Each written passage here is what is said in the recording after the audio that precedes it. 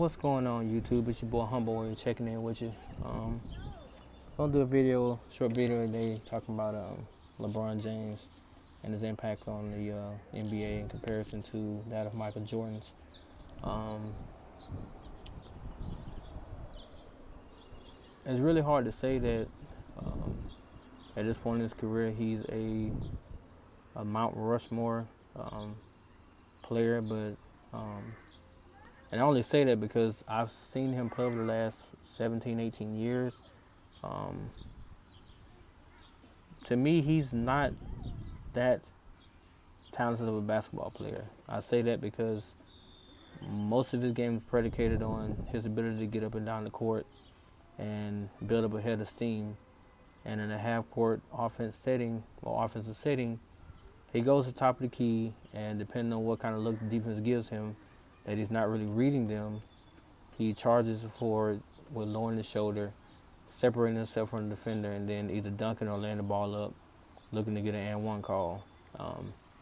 That's not real basketball. That's more like football. This is not to bash his game, but it is to say what I've seen. People like, Shannon, Nick Wright, other media heads, they proclaim that he is the greatest of all time. And I disagree. The fact of the matter is Jordan will remain the GOAT. Will he be that way forever? I don't know. But for now, he is the greatest of all time because of what he was able to accomplish. And when I say accomplish, I mean, yes, his NBA Finals. He's 6-0. Now, other people may say, oh, well, Robert Horry got 7 and, Bill Russell got 8. Bill Russell got 11. So why aren't they considered the GOAT? Well, Bill Russell played back in the 60s and 50s, and back then it was only 8 teams, I think. It was either 8 or 10 teams in the NBA at the time, and he dominated by winning 8 in a row. It was mainly mainly a white-driven league, and he happened to dominate on the Boston Celtics team that was a dynasty. So, given that history and time, he was the GOAT for that era, yes. But the reason why Michael Jordan is considered the greatest of all time is because during the era of actual big men in the league, he found a way to actually win 6 finals. He would have won 8, but he felt it was time to step away from the game after 93, and he semi-retired until 95. So given that history, he forfeited 2 additional championships, which would have gave him 8 in a row. Now, if he had done that, who's to dispute him being the greatest? But I digress on that subject. So, with LeBron James, over the last maybe 10 years, his game has progressed. He's gotten better in terms of shooting from 3. He's also gotten better in being able to read defenses a little bit. Not a lot, a little bit. I think that his overall game still needs work. He's not a great free throw shooter, not a great post scorer at all. He doesn't really care about his post game.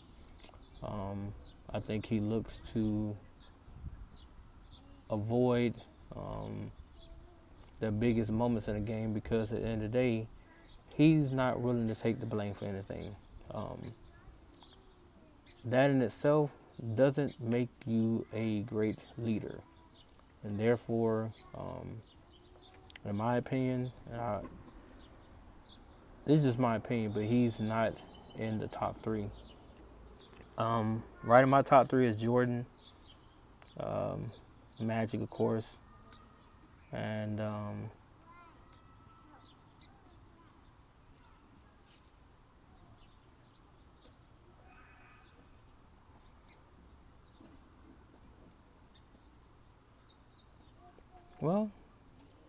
Jordan, Magic.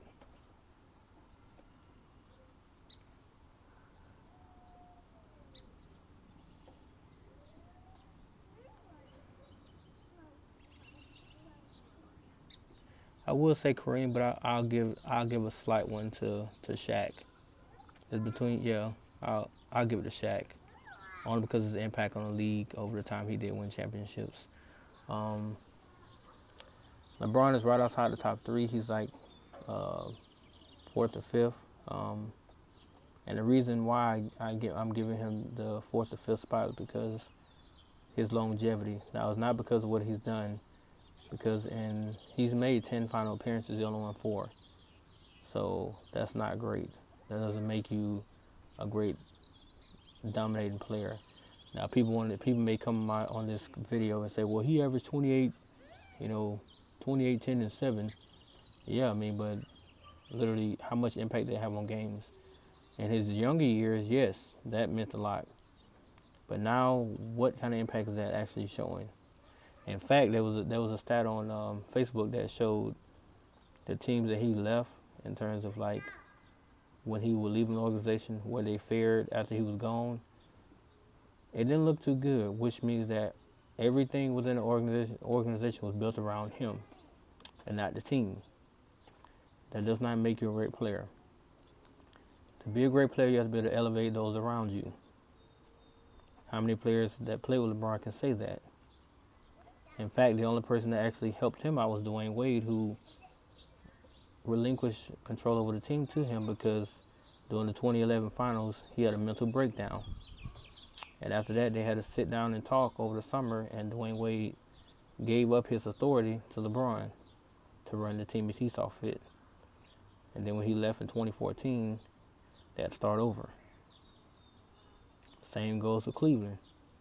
But to Kyrie's credit, he wasn't going to deal with that. So after the 2017 season, Kyrie, he left.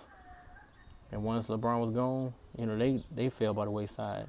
But if you have a solid coach and a good supporting staff, you can rebuild what was broken, which is what those teams have done.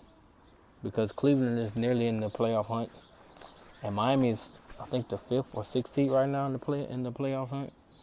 So apparently they're doing really well without him. The Lakers are also winning games without him. They're losing games as well, but you can see how much more fluent the offense runs without him on the court.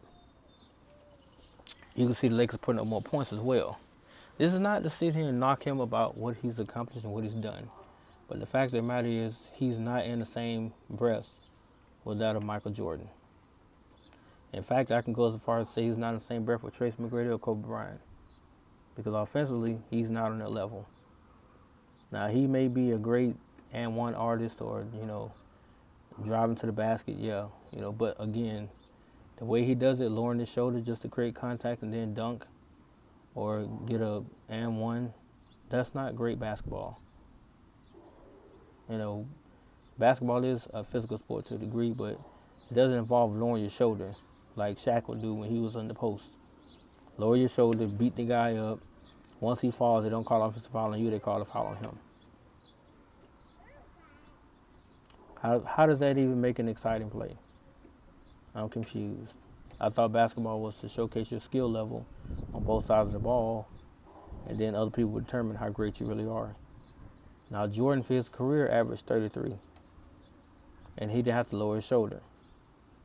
As a matter of fact, he was so skilled as a ball handler, nobody could take the rock from him. He got to the hole or got to the cup at will. But he heavily relied on his jump shot. Now, his first 2 years in the league, yeah, he went to the hole a lot. But after that, he started learning how to develop and create a jump shot that he can rely on that would actually put fear in the hearts of defenses, and that's exactly what he did. Now, in terms of three-point shooting, he was not a three-point shooter, but he still hit a very high percentage. He was nearly 40-some% from three, and he didn't attempt that many threes, which goes to show you if he wanted to get hot on you, he could. But he preferred the mid-range game, 18 to 20 feet, and he had a post-up game that was nasty. His signature move, the fadeaway jump shot, couldn't nobody block it. What's LeBron's signature move? Just want enough clarification.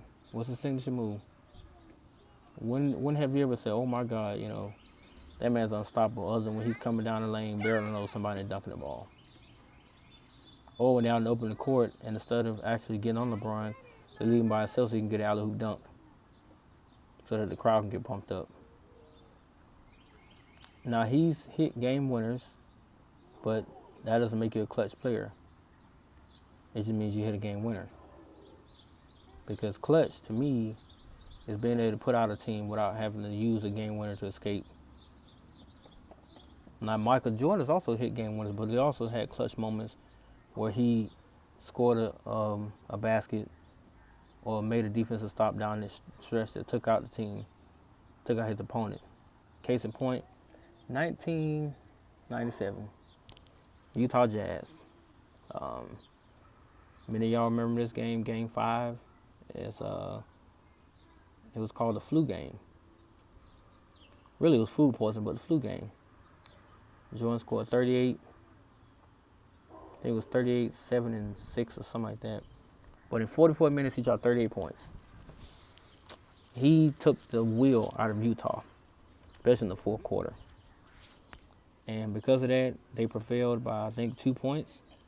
And that game right there symbolizes just how great Jordan was. Because in order to play with food poisoning and still drop 38 and lead your team, that says a lot about you as a player. Now, Jordan's whole motive was never to lead, or be in the front. His whole thing was to win. Yes, he became the franchise of the Bulls. Yes, he became the face of the league. But his whole thing was not to lead. It was simply to win. I think LeBron's mindset sometimes is geared toward that of social media and just being a voice in the mass or for the mass. When it comes to basketball, sometimes his mind is not there. Because I've seen several games where he'll just check out. Now, if he does win it because of his teammates, he will give them somewhat credit, but the moment he loses, he's looking for somebody to blame. Even if it's management. You have never heard Michael Jordan put Scottie Pippen underneath the bus, Horace Grant when they didn't have him, Steve Kerr, John Paxson, Bill Cartwright, Tony Kukoc. None of those guys. He just take it to himself. That was me. I got to be a better leader. Just got to get the guys more ready. And in practice, boy, did he. Did he. But people will sit here and praise LeBron, say what he's done as a basketball ambassador, things he's done in the community. Nobody knocks him for that because I don't. Hell, I admire what he's done. But on the court, has he really been that great? And I don't know, I'm going to get a lot of heat for this video because, to me, I'm still trying to figure out what makes him the GOAT. To be the 73-9 team, okay, let's break down that game itself. So, they were up on LeBron, if I'm not mistaken, 3-1, right? Then all of a sudden, what happened in Game 5? Draymond got suspended for calling LeBron a bitch. From there, Game 6, Andrew Bogut breaks his leg. That's the game that LeBron and Kyrie went off for 41 apiece. Right? Right. Game 7. Neither team can get on the actual shooting streak. So it's a back and forth struggle to actually get to 90 points. That's basically what that game was. But to LeBron James's credit, his team hung in there because Kyrie, JR, Kevin Love, players like that, they stepped up big. They helped them out. And even though, Shannon goes on a rant about this, the block skip, that play right there, which I agree with Skip Bayless, it was a bicycle bill for 2. Because you go back and watch the play, JR did cut off Andre Iguodala at the point. He cut him off. He forced him to take 2 more extra steps to slow down and try to lay the ball up. And to LeBron's credit, he hustled to time it just right, to jump and beat off the backboard. From there, Kyrie went down, danced a little bit on Kyrie, stepped back, splash. Game.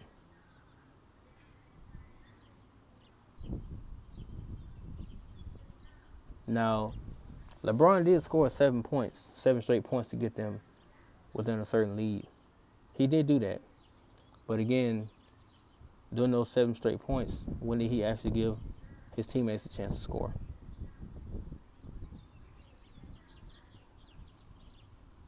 There was a glaring difference between him and Jordan. Jordan had no issue with giving you the ball if you were proven to actually score. If you showed Jordan, oh, I can make shots, oh, believe me, he can give you the ball. Now, if you missed a couple of times, then, he will have a talk with you, but he's not going to beat you up about it. That wasn't his job. He damn sure wasn't going to blame you after the game. Let's just say, for argument's sake, the 1989 first round playoffs matchup when Chicago met Cleveland.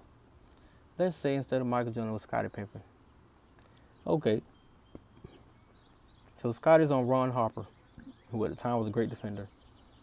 Let's say Scotty gets the ball, he dribbles, pulls up from, the free throw line. He shoots it at the buzzer and it clinks. He misses. Michael Jordan goes to the podium. They ask him, Jordan, so what are your thoughts on Scottie Pippen's, shot? If he would have won it, you guys would advance to play the New York Knicks. Here's Jordan's response. Well, as a unit, we just got to do better. That the gravitude of the moment was great, but Scotty's still a great player. He made the right play, basketball play, and we live with results. He did miss, and it's unfortunate, but we have next year. We're gonna come back stronger, more prepared, ready to go. Versus a LeBron answer. That same question to LeBron. Well, I made the right basketball move, but I figured, Scotty had the shot. He missed it. It was unfortunate, but, but you got to execute better. You got to do better down the stretch. And we'll come back next year. We'll look at the tape. We'll come back next year. We'll get back to the same position, and we'll be ready next time around.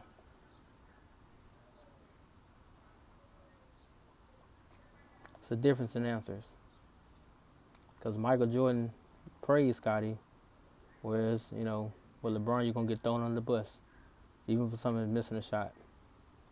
Because Kyle Korver felt that when Kyle Korver missed that corner shot against the Bulls, LeBron basically,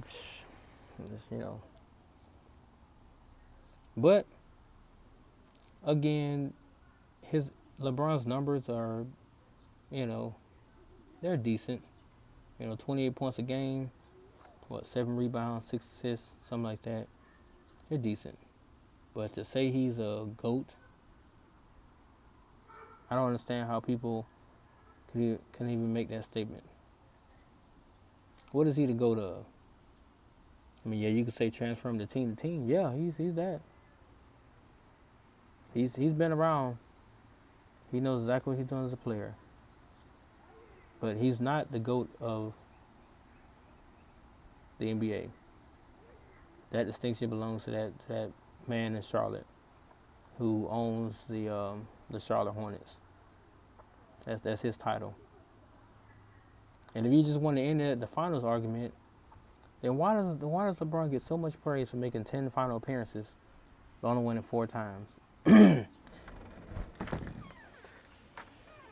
What you want? Nothing, I'm just looking. Oh. It's cold out here. It ain't cold out here.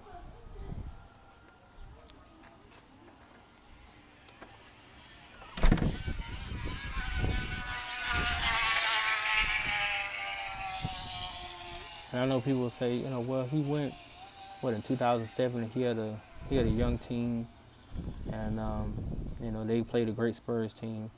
Very true, but in both games 3 and 4, he quit on them. He quit.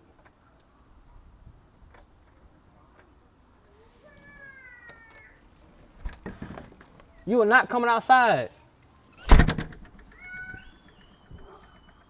So, and on top of that, he did get swept by the Warriors and by those Spurs. Now, could he have done something about either game? Absolutely. He could have at least won one game against both teams. Yeah, the Warriors added KD, but a lot of people forget their bench got depleted completely. They had to replace the bench players. People act like they added KD and kept their entire squad. No, that didn't happen. They gave up a lot to get KD. They had to clear cap space just to get him. The only two recognizable bench players they kept was Andre Iguodala and Sean Livingston. Everybody else, they either got signed or drafted to that squad at the time. So KD didn't just walk on a team that was, historically great. Yeah, they had Clay, Steph, and Draymond, who were on the rise, but they were not great players.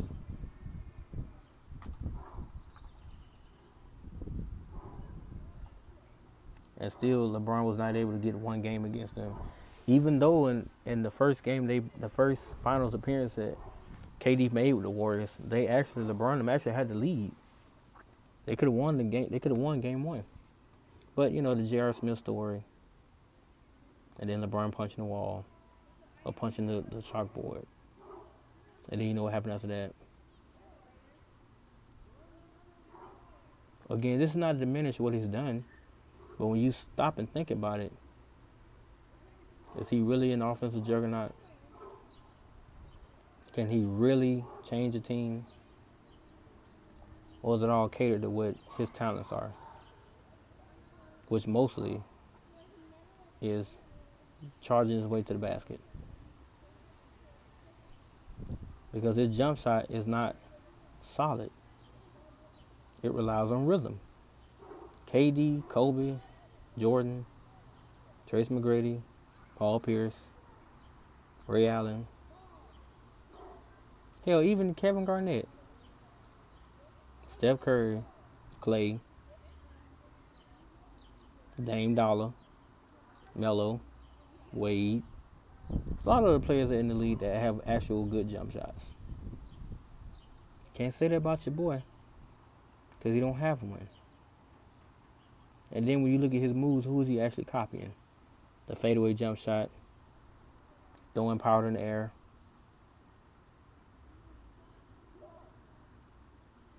The jersey number.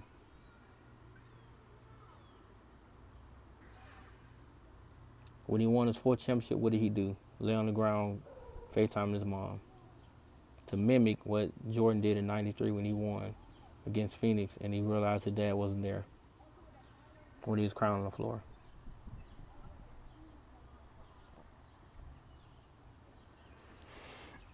So again, I already know I expect the heat when I post this video, but I'm okay with that. I just want you guys to give logical answers. Don't come with me with that, well, Jordan did this and Jordan had pimping and blah, blah, blah. Jordan made pimping. Who did LeBron make? Kyrie, Wade, Bosh, Love, Anthony Davis.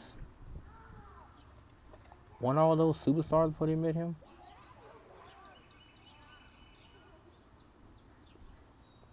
I just want to know. If they wasn't, hey, you have a compelling case. But Scottie Pippen is a top 50 player because of Michael Jordan.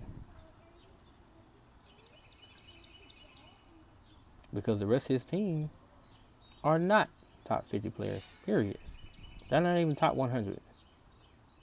But he utilized all their talents and maximized their skills so that when the biggest moment came, they could help him. That's exactly what they did. And because of that, he's 6-0 with 6 finals MVPs. Case closed. On that note, guys, don't forget to like and subscribe. Please start subscribing. It'd be nice to see it go above 124. But like I said, just give me your honest opinion. Whether it's BS or whether it's logic, I'd rather hear an opinion. I'll be coming with more videos soon, but give me your thoughts on this one. All right, guys. Peace.